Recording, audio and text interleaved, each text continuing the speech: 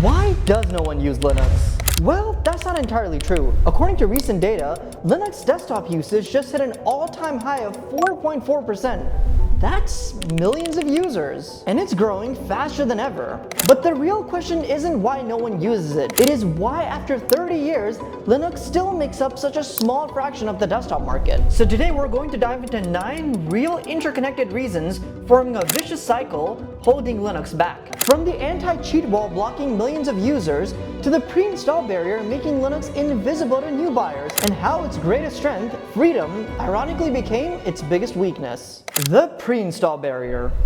Here's the truth. The battle for Linux is often lost before it even begins. Think about your average person shopping for a computer. They walk into a retail store or browse an online marketplace looking at specs, price tags, brand reputations. What they're not thinking about is installing a new operating system. The overwhelming majority of desktops and laptops come pre-installed with Windows. And of course there's Macs with macOS. Most consumers aren't even aware that an operating system is something that they can choose or change. To them, a computer and its operating system are inseparable. Imagine buying a brand new car. You don't expect to replace the engine right as you drive off the lot, right? It is exactly the same with computers. Linux, therefore, isn't even on the radar for most people. The technical barrier of replacing an OS is hard enough to stop most average people from doing it. Now, it is true that there are specialized companies like System76, Tuxedo Computers, and Slimbook that sell high-quality Linux machines. Major manufacturers like Dell or Lenovo even offer select Linux-based machines. But here's the catch. These machines are usually niche products aimed at developers or tech enthusiasts. They're not stocked on mainstream retail shelves or heavily marketed to the general public. Now consider the 2 massive Linux successes, Android and Steam Deck. Android dominates the market precisely because it comes pre-installed on every phone except for Apple. Similarly, Valve's Steam Deck, which runs a Linux-based OS, succeeded because it's a pre-configured, purpose-built gaming device. Many casual users maybe even don't realize that they're using Linux because it just works out of the box. Linus Torvalds himself, the creator of Linux, has clearly stated that he thinks Linux desktop usage would surge if it just came pre-installed with new computers. Without significant presence in the pre-installed market, Linux remains a choice for enthusiasts, requiring users to actively choose and install it. The Fragmentation Paradox. Let's say you've overcome the pre-install barrier and decided that you want to try Linux. Great. But then you're immediately hit with hundreds of distributions or distros. There's Ubuntu, Mint, Manjaro, Arch Linux, and so many more. At first glance, having all these choices seems fantastic, right? Well, it's a double-edged sword. The fragmentation isn't just surface level. Each distro can have dramatically different technologies, user experiences, or core philosophies. For example, package managers, which are tools to install or manage software, can vary greatly between distros. Ubuntu uses apt, Fedora uses DNF, and Arch uses Pacman. This inconsistency means that solutions to a common problem in one distro can be completely different to another distro. Even the graphical interfaces or desktop environments vary greatly. GNOME, KDE Plasma, XFCE, and Cinnamon are just a few examples offering distinct user experiences. While this allows for incredible customization, it also makes Linux feel way too complicated for the average user. Imagine learning one distro thoroughly, only to switch and find yourself in a completely different environment. Now, this probably isn't a problem for you or me, but think about the average person. Distros also vary greatly in their release cycles and stability. Some, like Ubuntu, offer regular updates and long-term support for stability. Others, like Arch Linux, follow a rolling release cycle, pushing out cutting-edge new technologies at the risk of instability. And finally, each distro has its own specific goals and philosophies. Some prioritizing ease of use, and others prioritizing maximum customization. Newcomers face a paralysis of choice and a lack of knowledge. This overwhelming diversity creates confusion, stopping the average user from embracing Linux. The user experience divide. Linux, while powerful, is often perceived as complex to newcomers. For most casual users, interacting with a computer means clicking through intuitive menus and straightforward buttons, not typing cryptic commands into a terminal. I mean, I can't lie, it makes me feel cool when I can navigate and get what I want through the terminal, but when you have to do that, it immediately sets a barrier. Although modern Linux distros have made significant strides in user friendliness, reliance on the command line for troubleshooting and system configuration is still common. common. This necessity can feel alienating and intimidating. The same thing that gives you the power to optimize and customize is also the same thing that scares away casual users. I mean, you often have to use it in Windows or Mac, but this user experience gap isn't technical, it's cultural. It's not that you have to use the terminal, but the perception for the average person is that you have to. But in the same vein, somehow it's not there for Windows or Mac. I think it just comes down to the fact that Linux users are more prone to using the terminal. But in my experience, you really don't have to use it much more than Windows or Mac. The software chasm. For most users, an operating system is fundamentally defined by the applications it can run. Unfortunately, Linux falls short here, but it isn't Linux's fault. Think about students, office workers, designers, and video editors. What tools do they need on the daily? Microsoft Office, Adobe Creative Cloud, professional video editing software like Adobe Premiere Pro, or graphic designing staples like Illustrator or Photoshop. Yet none of these native apps have Linux versions. Microsoft explicitly states that Linux isn't officially supported for Microsoft Office. And Adobe similarly remains committed to only Windows and Mac OS, despite being a Linux Foundation member for its server technologies. Sure, Linux enthusiasts have some solutions. Web-based applications like Microsoft 365 Online and Adobe's web tools offer basic functionality. However, these web-based versions are not the full-fledged apps that we need. Then there's compatibility layers like Wine and Proton that attempt to run Windows apps by translating them. Sounds promising, right? In reality, this is way too complicated. And yes, there are open source alternatives. GIMP instead of Photoshop, DaVinci Resolve instead of Premiere Pro, LibreOffice instead of Microsoft Office. While these are capable, they don't offer the same exact UI, requiring users to adapt. More critically, they're simply not the industry standard.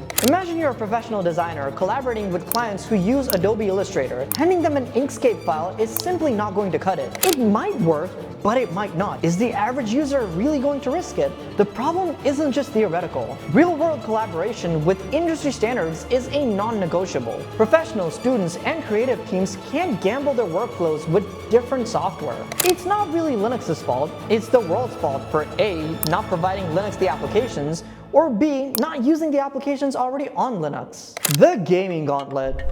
Gaming has undeniably become a cornerstone of modern computing. While Linux gaming has made significant strides in recent years, particularly because of Valve's Proton compatibility layer and devices like the Steam Deck, Linux gaming still has some severe obstacles. Now, Proton has opened the door to previously inaccessible Windows games, offering remarkable performance.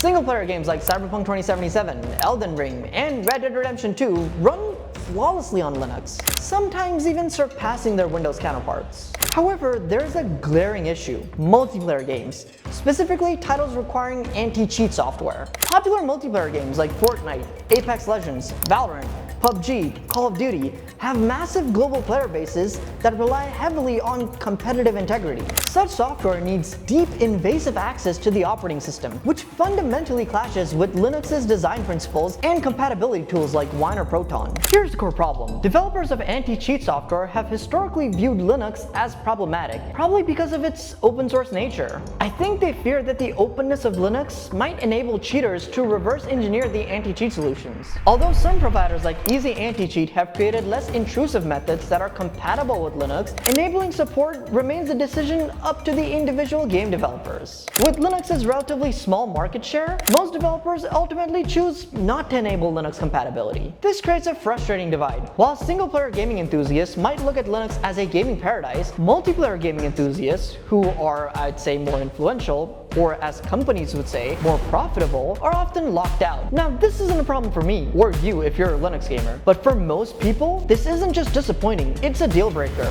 And it isn't just about personal preferences. Multiplayer gaming is inherently social. The inability to participate with your friends creates a social barrier, isolating Linux and you. Thus, despite significant progress and individual success stories like the Steam Deck, gaming is still kind of a barrier for Linux. It powerfully highlights how interconnected reasons like market share, developer support, and technical complexity combine to keep Linux in a niche position. Now, I know most of you guys are probably experts, so I don't really need to tell you how important VPNs are, which is why this video is sponsored by Surfshark VPN. I've been wanting to be sponsored by Surfshark for a while now because honestly, it's something I use on the daily. When I'm going through these old websites to look for quick Windows XP fixes, I don't want my IP to be exposed. Or when I'm watching Netflix, the movie I want is just not available in the country I'm in. Or sometimes some websites are just straight up blocked where you are. Just a few clicks and now I'm protected and virtually in a different country. So not only can I access the content I want, but I'm also invisible to nefarious entities snooping my IP and my personal data. Guys, if you don't have a VPN, you can click the link in my description or use code makhir at checkout to get an extra 4 months free. And guess what? If you don't like it, there's a 30-day money-back guarantee, so there's literally no harm in trying it. Trust me guys, you need a VPN. So if you don't have one, this is the perfect opportunity to get an awesome deal. The hardware lottery.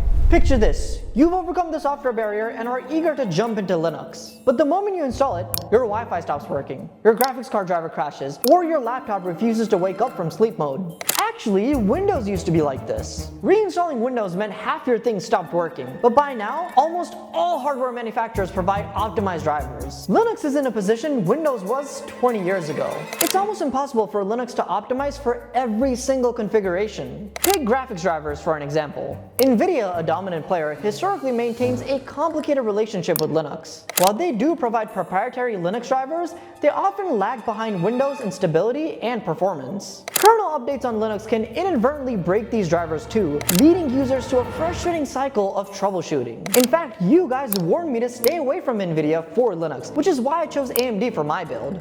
Now I have heard that Wi-Fi and Bluetooth drivers are hard to find for Linux. This was not the case for me, everything just worked first try, but for some people maybe this is an issue. Then consider laptop specific hardware, like special function keys, fingerprint scanners, advanced power management, or trackpad and gesture control. These elements often lack Linux support because the laptop manufacturers aren't really thinking someone's going to install Linux. Users might experience inconsistent behavior, system crashes, or the device just not working. Moreover, due to Linux's decentralized nature and volunteer-driven development model, there probably isn't a lot of quality assurance testing. Because most companies are thinking, hey, we're going to optimize this for Windows, but they're not really thinking about Linux. The development dilemma. Now let's dive into the perspective of software developers who look at Linux and see not just one operating system, but a complex shifting landscape. For companies like Adobe, game studios, and other software developers, developing for Linux means navigating a maze of fragmentation and inconsistency. Imagine you're developing software for Windows or Mac OS. You have clear, predictable development guidelines. This ensures that software works reliably on millions of systems with minimal adjustments. On Linux, this stability evaporates almost instantly. Supporting Linux effectively means you're not developing for a single target, but a multitude of distributions. A piece of software built and thoroughly tested on Ubuntu might refuse to launch on Arch Linux or Fedora because of missing libraries. This means that developers must painstakingly adapt to each different distribution or risk losing out on significant portions of the Linux population. Often, developers choose to support only the most popular distro, Ubuntu, and leave the others stranded. Adding to this complexity, Linux development often prioritizes rapid iteration over backwards compatibility and long-term stability. Libraries, system functionalities, and core APIs often get frequently updated or replaced entirely. This means that software developers often have to keep pace with Linux developers. To address this, newer technologies like Flatpak, Snap, and AppImage have emerged. This system allows developers to package applications with the necessary libraries so that it works across different distributions. While this approach helps, it does come with its own drawbacks, like larger file sizes, more fragmentation, and more resource usage. Developers now need to choose which packaging format to support, adding to the complexity. Because of this complexity and high cost, most software manufacturers like Adobe and Microsoft simply choose not to support Linux at all. And of course, Microsoft doesn't choose to support Linux because you'll use Linux instead of Windows. Game developers also probably have the same thinking. And without guaranteed software compatibility, Linux remains a risky choice for most mainstream users who rely on these software tools to do their work. The funding gap. Here's a fascinating paradox. Linux is actually a tale of two completely different ecosystems. On the one hand, a powerhouse of servers, cloud infrastructure, and supercomputers, and on the other, a desktop experience that might not be as user-friendly as Windows or Mac OS. Let's first talk about the server world, where Linux absolutely dominates. Most companies like Google, Amazon, IBM, Canonical, and even Meta invest invest billions in Linux server infrastructure because their businesses critically depend on Linux's stability, reliability, and performance. These corporations have armies of paid developers focusing on Linux server development, like network optimizations, security enhancements, and kernel developments. Issues affecting these areas receive immediate attention and corporate backing. But when it comes to the desktop side, the story is vastly different. Desktop Linux components like audio systems, graphics drivers, and device drivers don't receive the same corporate backing. Instead, these desktop components rely on small underfunded teams or volunteers who work in their free time. Desktop environments like GNOME,